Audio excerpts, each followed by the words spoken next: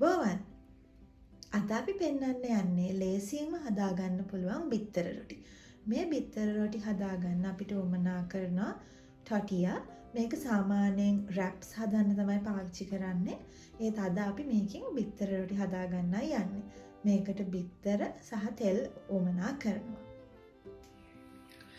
ඉස්සෙල්ලාම අපි රත් වෙච්ච භාජනයට තෙල් චුට්ටක් දාගන්න.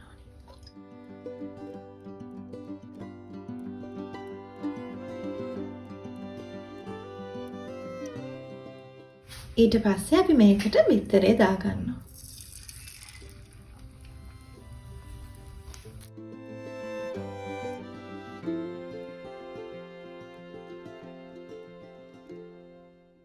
දැන් ඒක උඩින් අපි මේ රොටිය මෙහෙම තියාගන්නවා. තියලා පොඩ්ඩක් තද කරගන්නවා.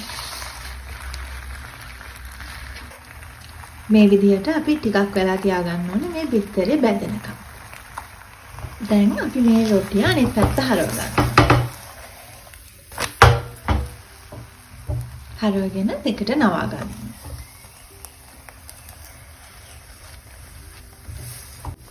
මේ රොටිය දැන් අපි දෙපැත්ත පොඩ්ඩක් පුච්ච ගන්න යන්නේ.